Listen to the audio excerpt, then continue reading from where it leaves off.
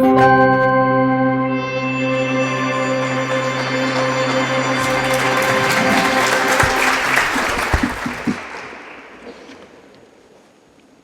días a todos.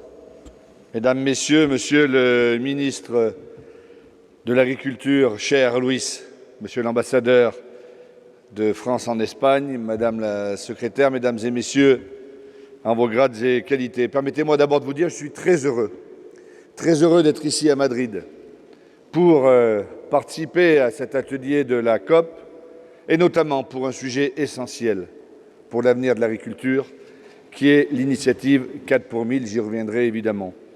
Très heureux de saluer Luis Planas, mon ami Luis Planas, un très grand ministre, un homme politique de renom de premier plan en Espagne, qui connaît les arcanes de l'Europe par cœur, qui connaît ce ministère sur le bout des doigts et qui contribue régulièrement dans nos réunions du Conseil des ministres et de la pêche dans quelques jours à Bruxelles à orienter, à guider, à nous aider à arriver à des compromis. Ses origines, le travail qu'il a fait précédemment comme diplomate à l'Union européenne nous aide beaucoup.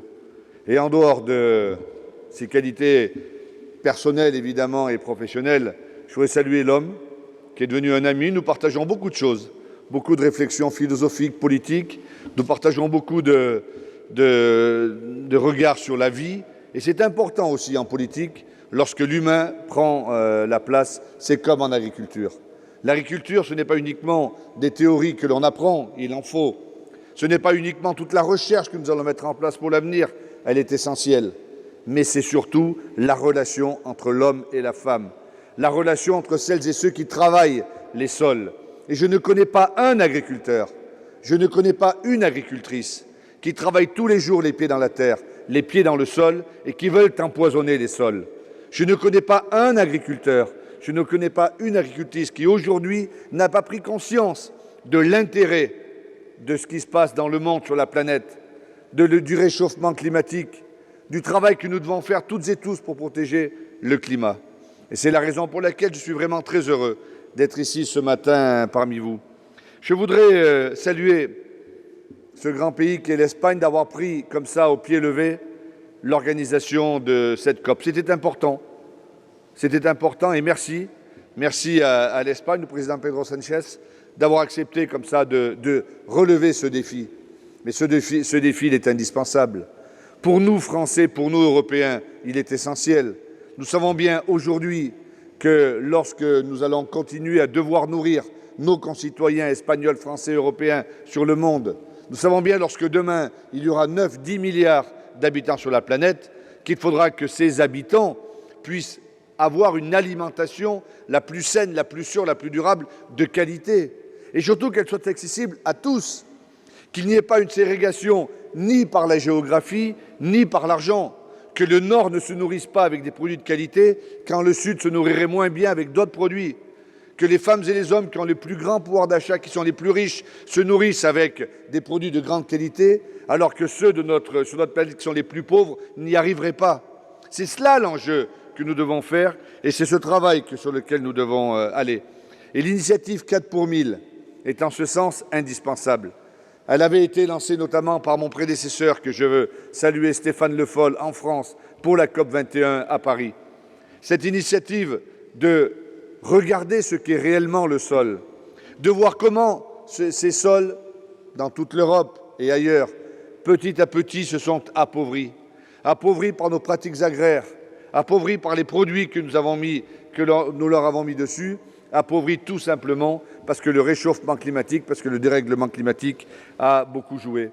Alors oui, le dérèglement climatique est une des raisons de l'appauvrissement des sols, mais je crois réellement que nos pratiques agricoles en sont la raison essentielle. Et c'est pour cela que nous devons évoluer, c'est pour cela que nous devons avancer, et c'est pour ça que cette initiative qui est prise ce matin ici même au ministère de l'Agriculture et de la Pêche espagnol est absolument indispensable. L'agriculture ne doit pas être, l'agriculture n'est pas un problème pour le réchauffement climatique, mais l'agriculture doit être une solution. Et c'est ce que je veux réaffirmer régulièrement. Nous avons eu l'occasion, il y a de cela quelques semaines, d'avoir un conseil informel à Bucarest, dont le sujet était justement celui-ci. Il y a trop de détracteurs qui pensent que l'agriculture contribue au dérèglement climatique.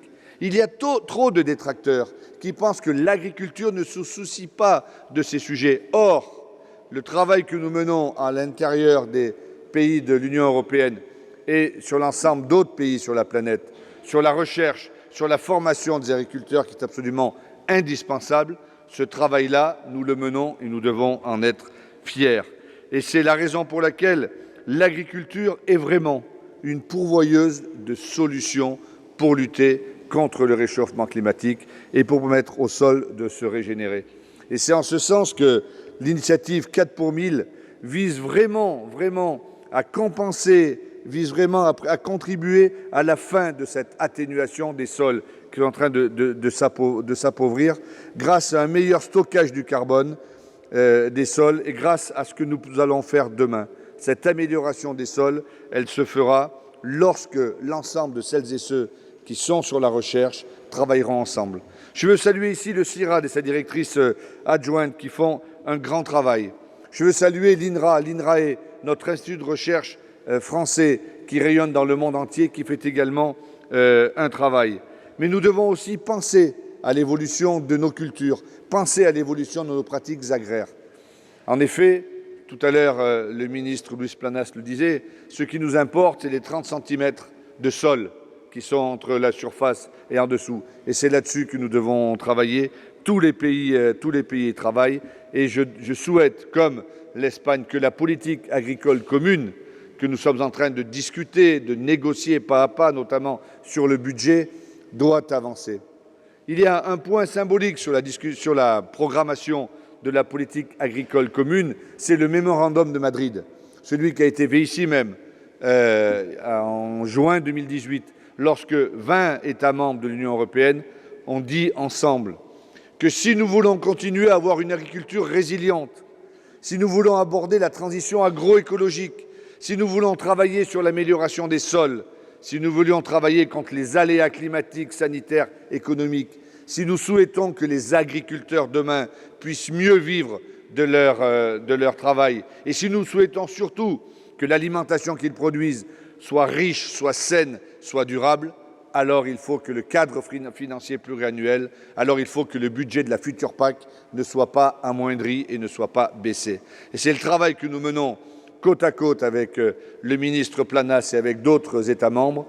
Il serait un drame absolu que le budget de la politique agricole commune pour les années 2021-2027 diminue. Évidemment, le Brexit va le faire diminuer par son départ, mais s'il devait diminuer plus, alors je vous le dis, mesdames et messieurs, mes chers amis, tout le travail que nous faisons, que nous voulons faire, que nous continuerons à faire sur l'environnement, sur la transition agroécologique, serait mis à mal parce qu'il manquerait de l'argent pour le faire. Et c'est la raison pour laquelle la question que nous devons nous poser en dehors du budget de la PAC maintenant, c'est comment concrètement mettre en place les bons outils pour y arriver. Et je pense que depuis Paris et la COP21, les choses ont avancé. Mais il ne s'agit plus maintenant de faire de la philosophie. Il ne s'agit plus de se dire nous nous réunissons pour dire le 4 pour 1000 est une très belle initiative. Il faut maintenant dire quoi, comment, combien et comment avançons-nous. Et nous avons travaillé sur un certain nombre de sujets, évidemment, je vous le disais. Le travail de nos instituts de recherche, je parlais du CIRAD, et nous sommes allés en Côte d'Ivoire dernièrement, à Abidjan, et nous avons vu comment, par la recherche, dans la banlieue d'Abidjan, sur une ancienne décharge, sur des sols complètement abîmés, eh bien, grâce à la recherche, grâce au travail du CIRAD, était mise en place une initiative 4 pour 1000 exceptionnelle, avec notamment la mise en place d'une cacaoyère qui n'était plus là qui était là au contraire pour lutter contre la déforestation et pas comme avant une cacaoyère mise avec la déforestation. Ce genre d'initiative est quelque chose de très important. Mais je crois aussi que les enseignements de la recherche de nos instituts sont très précieux et ils démontrent scientifiquement l'intérêt d'un certain nombre de pratiques. L'extension des cultures intermédiaires, aujourd'hui, elle est absolument indispensable. Tout le monde le fait, mais nous devons le mettre clairement. Nous devons dire, nous les ministres, nous qui avons la possibilité de parler, travailler avec nos syndicats agricoles, avec nos filières agricoles, pour dire combien ce sujet est important et que l'extension des cultures intermédiaires est absolument essentielle. La couverture des sols tout au long de l'année. Enfin, moi, je me rappelle, quand j'étais petit, chez moi, à la campagne, les tracteurs labouraient, les sols étaient ouverts. C'est fini maintenant. Il faut que nous nous disions que nous ne devons plus faire cela et que la couverture des sols, les assolements, les rotations, les prairies sont indispensables. Et si nous arrivons à propager cela sur l'ensemble de la planète, alors oui, l'agriculture, nous pourrons affirmer qu'elle ne sera pas un problème et qu'elle sera au contraire une chance pour lutter contre le dérèglement climatique, parce que le captage du carbone y sera énorme. Et les sols peuvent capter une quantité absolument astronomique de carbone. Mais il faut aussi faire évoluer nos paysages. La présence de haies qui, en France, je ne sais pas comment c'est ici, ont disparu parce qu'il y a eu l'urbanisation, parce qu'il y a eu le remembrement, parce qu'il y a eu l'augmentation des surfaces agricoles. Je crois que le fait de remettre l'agriculture telle que nous la connaissions avec de la biodiversité est également absolument indispensable. Et le ministre Planas l'a dit tout à l'heure, la diversification des cultures, l'agroforesterie, tout cela c'est essentiel. Mais de quoi parlons-nous en fait? Mais nous parlons de notre patrimoine agricole et rural. De quoi parlons-nous quand nous parlons de l'initiative 4 pour 1000? Nous parlons tout simplement du bon sens. En France, il y a une expression qui dit le bon sens paysan. Mais c'est quoi le bon sens paysan? C'est vivre avec la nature. Et lorsque l'on parle de ces sujets, il faut vivre avec les saisons, le temps de la plantation, le temps de la rotation des sols, le temps des semis. Et le temps de la ruralité, de la transition agroécologique, n'est pas le temps des réseaux sociaux et de Twitter où, avec 2 pouces, en 12 secondes, on veut révolutionner le monde. Mais on ne va pas révolutionner le monde par Twitter.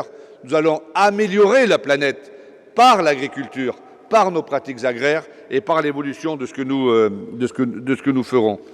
Alors voilà, je crois que la mobilisation pour le 4 pour 1000, c'est aussi mobiliser des financements, je l'évoquais tout à l'heure pour la PAC. Mais il faudra évidemment encore aller plus loin. Et moi, j'invite vraiment tous les pays concernés et tous ceux qui sont à la COP à Madrid, je les invite vraiment à se mobiliser. Les agriculteurs, aujourd'hui, sont largement engagés. Ils sont tous engagés dans cette direction. Je le disais tout à l'heure en ouverture de mon intervention. Des exemples, des initiatives sont prises dans tous les domaines de l'agriculture, notamment les domaines de l'élevage. Et là encore, l'élevage a un rôle essentiel à jouer. Il faut que nos animaux paissent, il faut que nos animaux soient sur de l'herbe et ne soient pas à l'intérieur. Tout ce travail-là, c'est un travail de réorganisation de notre agriculture. La dérégulation de ces dernières années doit faire place à la régulation pour le climat et pour l'avenir de ce que nous allons manger.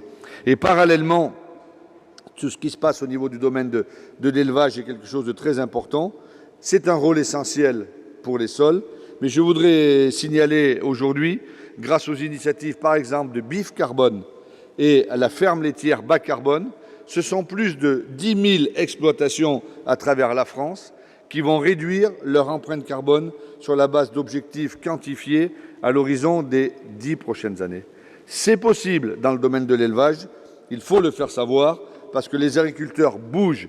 Les agriculteurs ne doivent pas toujours être montrés du doigt, ils bougent au rythme des saisons, au rythme de l'agriculture, mais ils bougent. Et la force de cette agriculture, c'est qu'elle sera demain résiliente. Alors, en 2020 aura lieu la COP 26, on pense toujours à la prochaine, lors de laquelle, conformément à l'accord de Paris, l'ambition des contributions nationales devrait être relevée.